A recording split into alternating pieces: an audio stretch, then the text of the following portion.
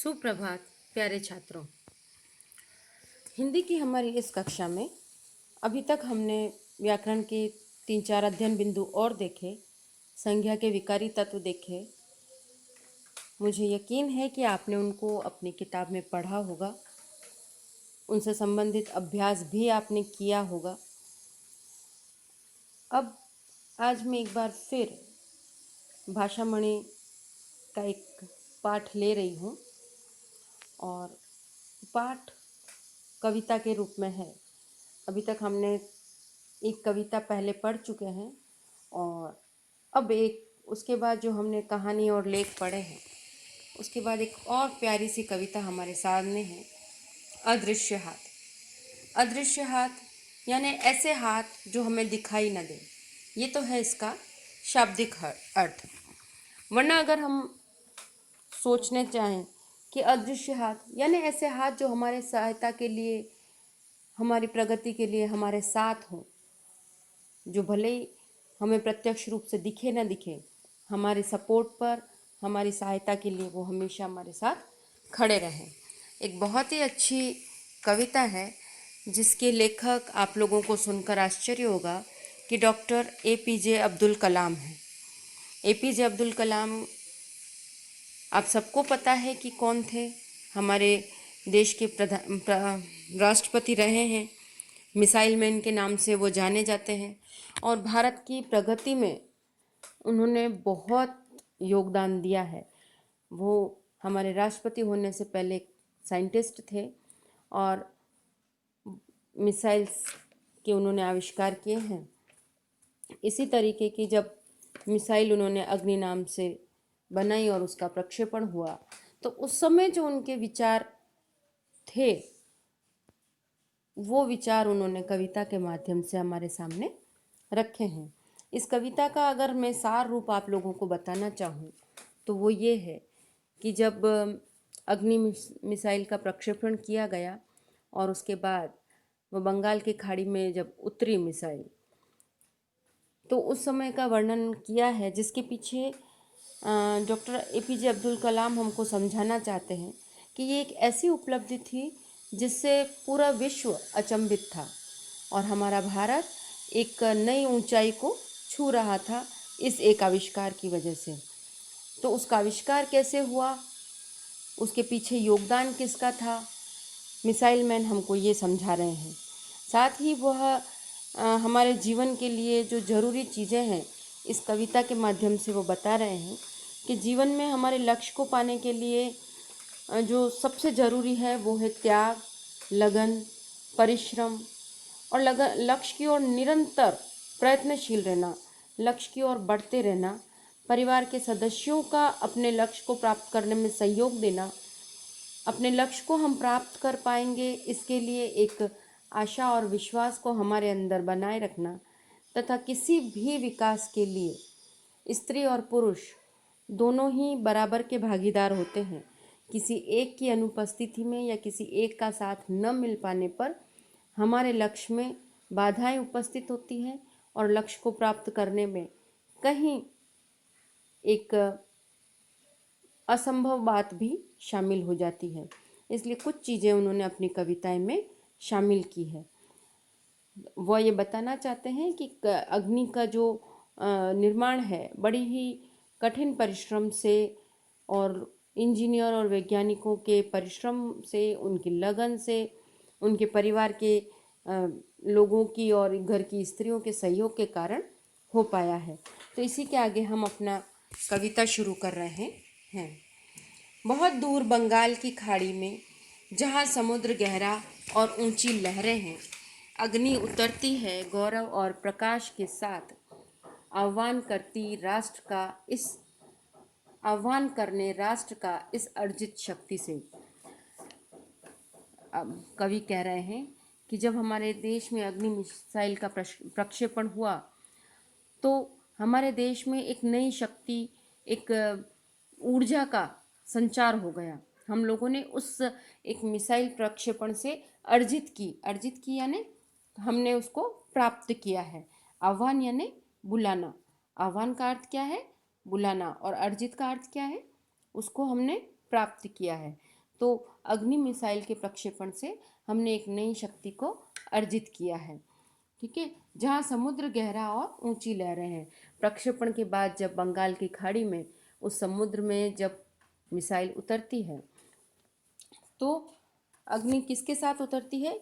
गौरव और प्रकाश के साथ, मतलब हमारे राष्ट्र के एक नए गौरवपूर्ण इतिहास के साथ उसको प्रकाशमान करने के लिए उतरती है।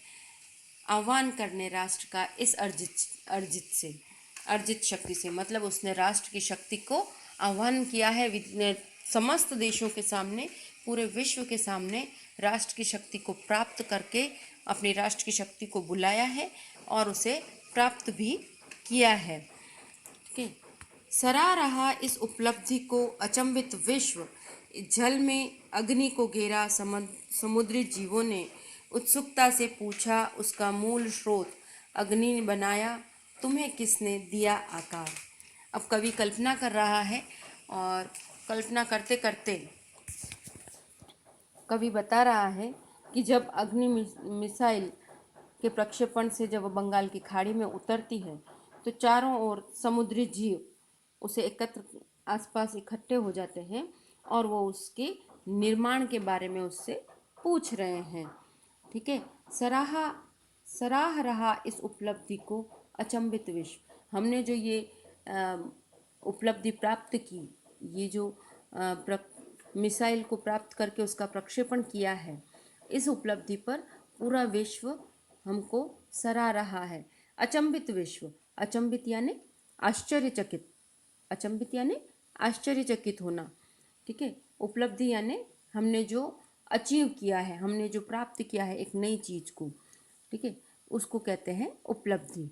सराहा यानी सराहना, प्रशंसा कर रहा है, मतलब पूरा विश्व इस उपलब्धि को देखकर आश्चर्यचकित भी है और वो क्या कर रहा है, इस उपलब्धि की प्रशंसा भी हमारी कर रहा है। जल में अग्नि को घेरा समुद्री जीवों ने।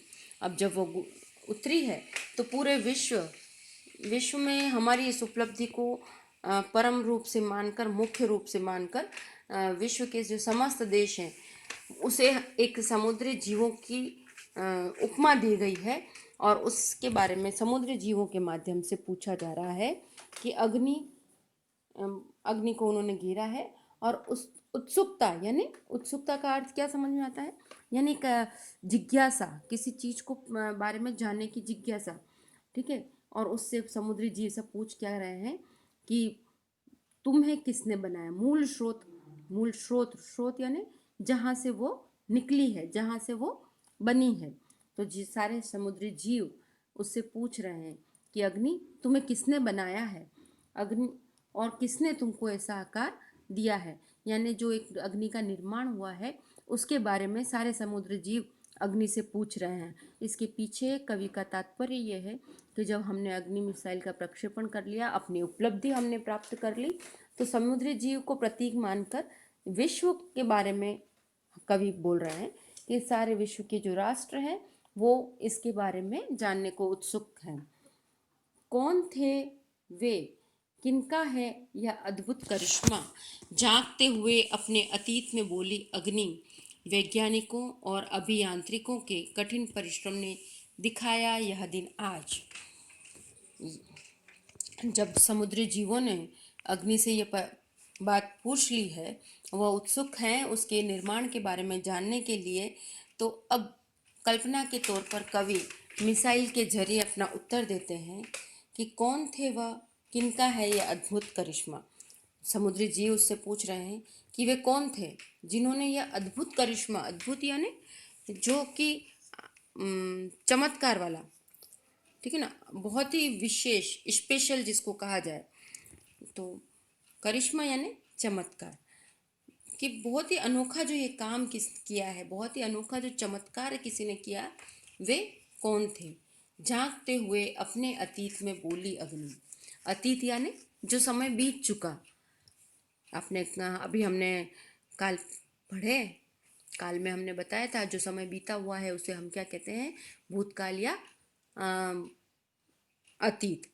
तो जो अतीत है यानी बीता हुआ समय, तो अग्नि कहती है अपने बीते हुए समय में जाकर कि जिसने मुझे बनाया वो थे वैज्ञानिक और अभियांत्रिक।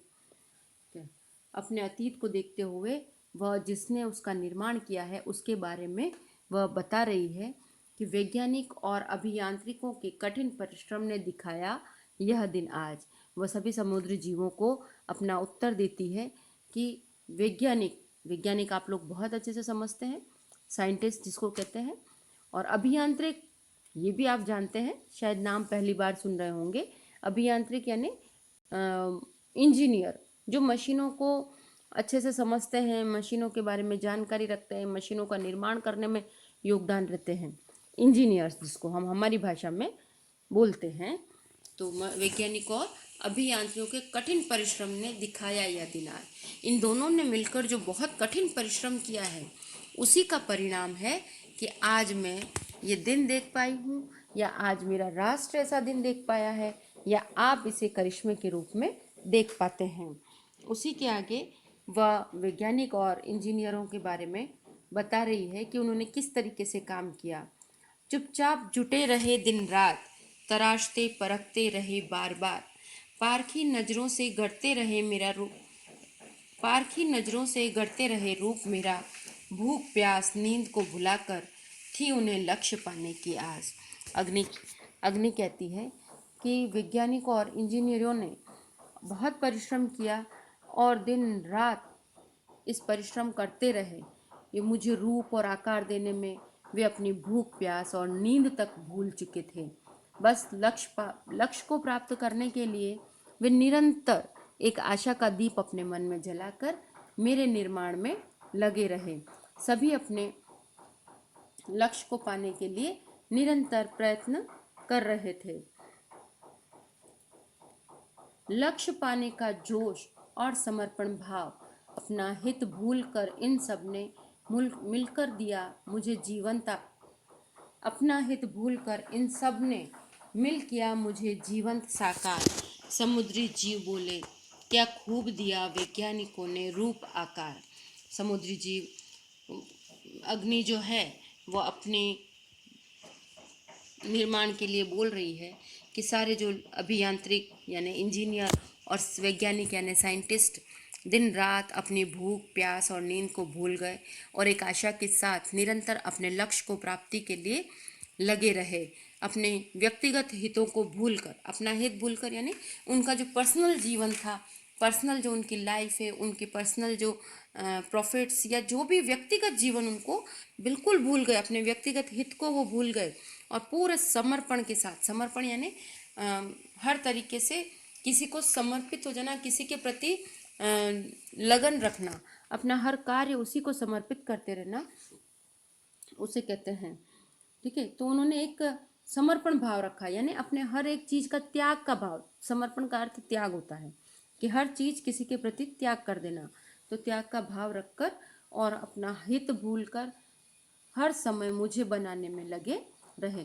और जब उनका जो ये मेहनत थी, उनकी जो ये परिश्रम थी, उनकी जो लगन थी, उसी के कारण उन्होंने मुझे ये साकार रूप दे पाए। साकार यानी आकार के साथ, जीवंत यानी जीवित रूप वो दे पाए। ठीक है, समुद्री जीव बोले क्या खूब दिया वैज्ञानिकों ने रूप आकार।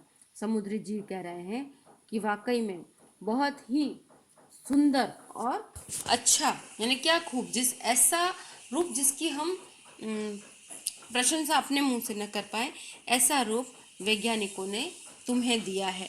समुद्री जीव भी उसके निर्माण की कथा सुनकर उसके बारे में कह रहे हैं कि वाकई में उनकी मेहनत ने, उनकी लगन और परिश्रम ने उनको बहुत ही सुंदर रूप तुम्हें दिया है। इसी के आगे की कविता हम अपने अगले पीरियड में पढ़ेंगे। मुझे यकीन है कि आपको ये समझ में आ गई होगी। अगर कोई वर्ड, कोई शब्द ऐसा है जो आपको नहीं समझ में आया है तो आप मुझसे पूछ सकते हैं। जय श्री कृष्ण। धन्यवाद।